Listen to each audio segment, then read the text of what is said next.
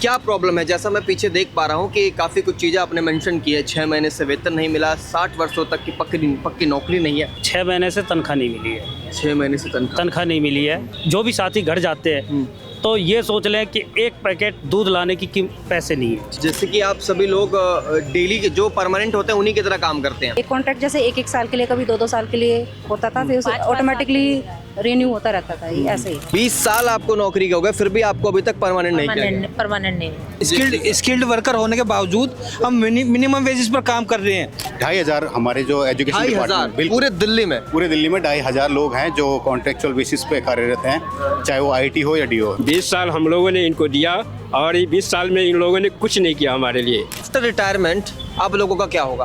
कुछ नहीं होगा, भीख ही मांगेंगे यहाँ सिग्नल पे खड़े होकर। हमको फुटबॉल बना रखा है, एक बीजेपी यहाँ से लात मार। नमस्कार दर्शकों, आप देख रहे हैं झलको दिल्ली। राजधानी में अब ये बहुत आम हो गया है कि जब भी कोई समस्या हो, जब भी कोई प्रॉब्लम हो, तो लोग प्रोटेस्ट का नाम लेने लगते हैं और प्रोटेस्ट करने के लिए रोड पर उतर आते हैं। जैसा आप मेरे पीछे आज नज़ारा देख पा रहे होंगे, हम इस वक्त चांदीराम अखाड़े के बिल्कुल नज़दीक में हैं और सिविल लाइंस मेट्रो यहाँ से नज़दीक पड़ता है। लेकिन ये सभी लोग जो है, ये सभी लोग कर्मचारी हैं, IT असिस्टेंट हैं और भी तमाम कर्मचारी जो कि पूरे दिन मेहनत से काम किया करते हैं। उसके बाद महीने के अंत में वेतन का इंतज़ार करते हैं। 6 महीने वेतन मिलने में डिले हो रहा है और भी तमाम परेशानियां हैं, समस्याएं। क्या प्रॉब्लम है? जैसा मैं पीछे देख पा रहा हूँ कि काफ़ी कुछ चीज़ें आपने मेंशन की है। 6 महीने से वेतन नहीं मिला, 60 वर्षों तक की पक्की नौकरी नहीं है।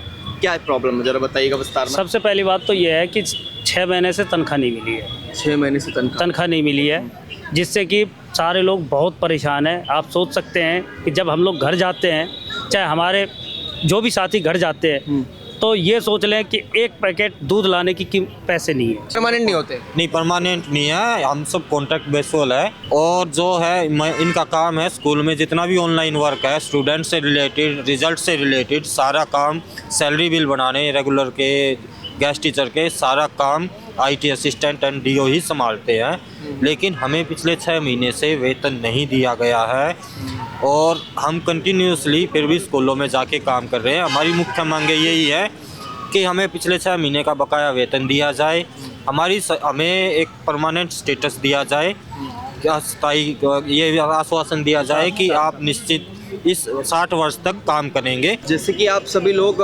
डेली के जो परमानेंट होते हैं उन्हीं की तरह काम करते हैं, बट फिर भी परमानेंट नहीं हुए। नहीं, अभी तक तो नहीं ये हुए। जो कॉन्ट्रैक्ट बेस पे, ये कितने महीने का कॉन्ट्रैक्ट था आपका? ये एक साल का रिन्यू होता रहता है। 11 हर महीने साल। या ये पूरा 1 साल? पूरा 1 साल और 20 साल से कंटिन्यू 12 महीने। अच्छा। तो ठीक है, तो ये आपको जो कॉन्ट्रैक्ट बेस पे रखा गया था कि हाँ भाई आप कितने सालों तक आप कॉन्ट्रैक्ट बेस पर रहेंगे, देन फिर परमानेंट आपको घोषित किया जाएगा? नहीं, ऐसा तो कुछ नहीं था उसमें। ऐसा कुछ मेंशन नहीं था? नहीं। एक कॉन्ट्रैक्ट जैसे एक साल के लिए, कभी 2 साल के लिए होता था, फिर ऑटोमेटिकली रिन्यू होता रहता था, ऐसे ही। मैडम आपकी एज कितनी है? 49। तो आप कब से इसी तरीके से काम कर रही हैं? आप अभी तक परमानेंट नहीं हुए? 20 साल। 20 साल? 20 साल। 20 साल आपको नौकरी के हो गए, फिर भी आपको अभी तक परमानेंट नहीं किया गया? परमानेंट नहीं। जब आप बात करने के लिए जाती है तो उनकी तरफ से क्या जवाब क्या आता है? कुछ तो जवाब आता होगा रिप्लाई में? बस यही आता है कि हो जाएगा, कर लेंगे और टाल मटोली के जवाब आते हैं। बस हम अपना इलाज करा सके। ESI जो कार्ड बने हुए थे वो भी हमारे बंद कर दिए गए हैं कि भाई आपके 21,000 से ऊपर 21,000 कुछ है, मतलब तो बेसिक जो है 21,282 है, तो कि आपकी इतनी हो गई है तो आपका ESI नहीं मिलेगा। तो हम मेडिकल फैसिलिटी भी नहीं पा सकते। गवर्नमेंट हॉस्पिटल में जाने के लिए छुट्टी कर के जाना पड़ता है। तो ये आप लोग आज फर्स्ट टाइम यहाँ पर इस तरीके से प्रोटेस्ट करने या धरना प्रदर्शन करने के लिए आए? भी आते रहे हैं हम, पहले भी हम कई बार आए हैं, पहले कई, और 20 साल हमारे को हो जाएंगे। 20 साल से हमारा कुछ नहीं हो रहा। सैलरी का एज इट इज़ है, 6 महीने से कौन कैसे कर रहा है, कईयों का रेंट के लिए पैसे नहीं है, बिल्कुल हालत ख़राब है। स्किल्ड वर्कर होने के बावजूद हम मिनिमम वेजेस पर काम कर रहे हैं, यानी कि मजदूरों की तरह काम कर रहे हैं और उसके बावजूद 6 महीने से बिना तनख्वाह के कर्जा लेकर अपना घर चला रहे हैं और कर्जा देने वाले रोज़ घर पर आते हैं और अब कर्जा भी देने को कोई तैयार नहीं है।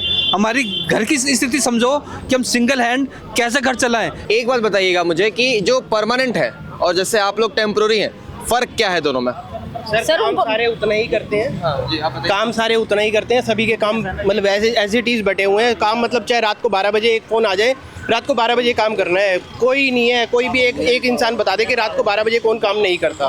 शिक्षा विभाग धरना प्रदर्शन। अब यहाँ जो इन कुछ 5 पॉइंटर्स लिखे गए हैं, जैसे कि 6 महीने का बकाया वेतन नहीं मिला, 60 वर्ष तक की नौकरी की गारंटी पहले बताई गई थी, जो अभी तक शायद वो गारंटी पूरी नहीं मिली आप लोगों को है। कर्मचारियों को मेडिकल की सुविधाएं नहीं दी, सभी IT असिस्टेंट एवं DO कर्मचारियों का अनुबंध बढ़ाया जाए, वेतन बढ़ाया जाए विभाग के अंतर्गत। तो जो है वेतन में भी डिफरेंस होगा, जैसे कि जो परमानेंट वाले हैं और जो आप टेम्प्रोरी वाले, वेतन में भी काफ़ी डिफरेंस होगा। बिल्कुल बहुत डिफरेंट है दोनों में।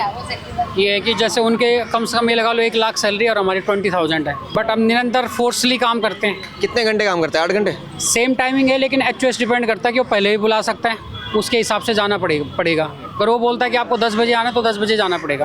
तो आप सभी लोग सरकारी स्कूलों में काम करते हैं? यहाँ पे 2 कैटेगरी, डाटा एंट्री ऑपरेटर है या कुछ IT असिस्टेंट, सभी लोग सरकारी स्कूल के टीचर हैं। स्कूल में काम करते हैं। तो आप लोगों के जो ID कार्ड बने होंगे, तो आप लोग सरकारी टीचर हुए, लेकिन टेम्पोररी क्लरिकल में माना जाता है। अच्छा, क्लरिकल में लगभग 2,500 हमारे जो एजुकेशन डिपार्टमेंट पूरे दिल्ली में 2,500 लोग हैं जो कॉन्ट्रेक्चुअल बेसिस पे कार्यरत हैं, चाहे वो IT हो या DO हो।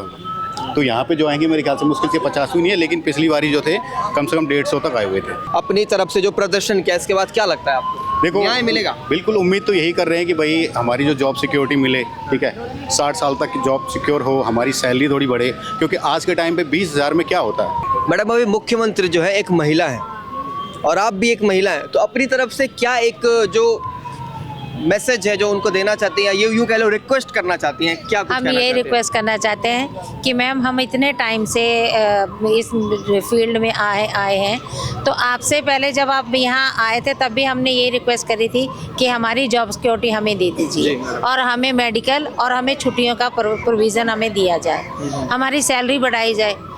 तो ये हमने, और अब भी हमें हमारी यही रिक्वेस्ट है मैम से कि मैम हमारा ये जो भी 4 मांग है, प्लीज़ हमें जल्दी से जल्दी पूरी कर दीजिए, आपसे यही रिक्वेस्ट। जी मैडम, आप कुछ कहना चाहती हैं? जो मैम ने कहा वही हमारे निवेदन है मैम से, हमारे CM मैम से हमें, कि हमारी जो हम अपनी रिक्वेस्ट रखना चाह रहे हैं उन पे ध्यान दें और हमारे लिए कुछ अच्छा करें।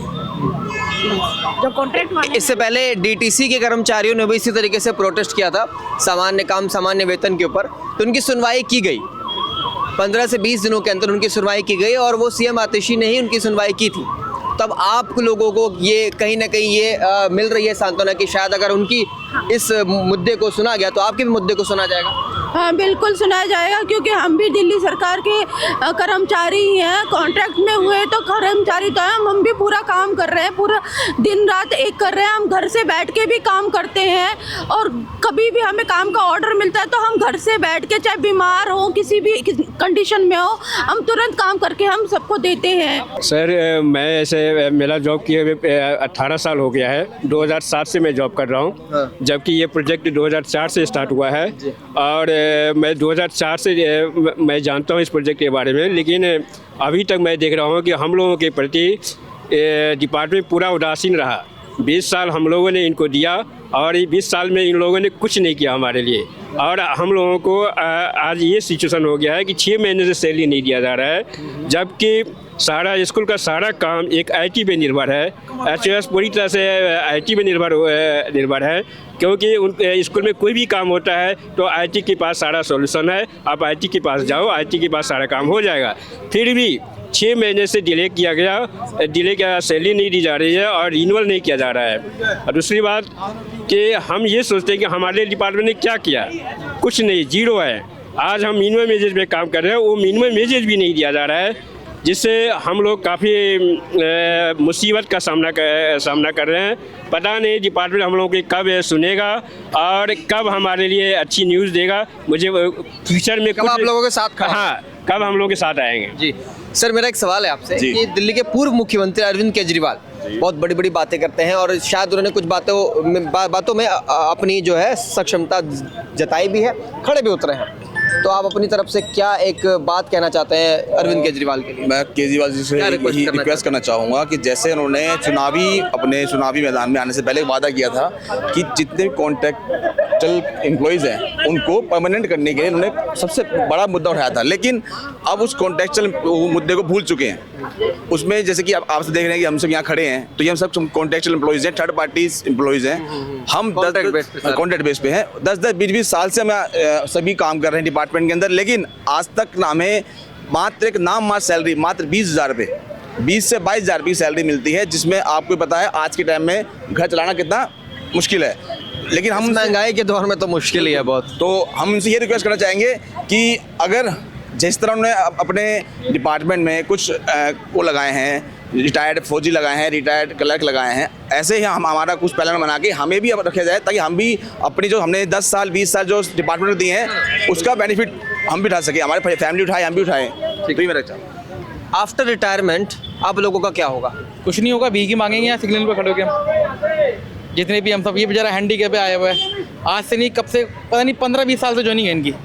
हम सारे के सारे ऐसी एक फुटबॉल बना रखा है हम लोगों को। एक साइड कहीं जाकर इंटरव्यू दो। हमको फुटबॉल बना रखा है, एक बीजेपी यहाँ से लात मारती है और आप पार्टी वहाँ से लात मारती है, और हम बन रहे हैं जो भी आगे चले जाते हैं यहाँ पर आगे बस। और रैपिडो चला के अपना गुजारा कर रहे हैं ये रे। अभी भी यहाँ तक आने के लिए 100 रुपये का पेट्रोल रैपिडो डाला के तब यहाँ तक पहुँचा। इतनी शर्म नहीं है इन लोगों को, पता नहीं, मतलब हमको ही काटना है, हमारे ही काटना है इनको, और कुछ जरूरत नहीं है इनको बस। अब कुछ बोलूँगा तो और ज़्यादा गलत हो जाएगा। पैसा, दर्शकों, पैसा आज के समय में इतना महत्वपूर्ण हो चुका है कि लोग बिना पैसे के, आप यूँ कह लो कि सांस लेना भी उनके लिए मुश्किल है। इससे कुछ दिनों पहले हमने आपको ये खबर बताई थी कि डीटीसी कर्मचारी लगातार दिल्ली के अलग अलग डिपो में प्रोटेस्ट कर रहे थे, सड़क पर उतर आए थे, बसें नहीं चल रही थी, कितनी दिक्कतें हो रही थी। फिर इसके कुछ दिनों के बाद खबर ये आती है कि आतिशी जी मान गई हैं और ऐसा बहुत जल्द एक लॉ लाया जाएगा और सभी डीटीसी कर्मचारियों को जो है परमानेंट नौकरी मिलेगी। तो क्या इनके साथ ऐसा होगा, ये सबसे बड़ा सवाल है। और मैं ऑनरेबल पब्लिक पे एक सवाल छोड़ता हूँ कि क्या आप इनके सपोर्ट में रहते हैं कि नहीं, नीचे कमेंट बॉक्स में ज़रूर लिखिए। अगर अब तक आपने हमारे चैनल को सब्सक्राइब नहीं किया, सब्सक्राइब करना ना भूलिएगा और देखते रहिए झलको दिल्ली। कैमरा पर्सन नीरज के साथ मैं शमी रंजन, धन्यवाद। जय हिंद, जय भारत।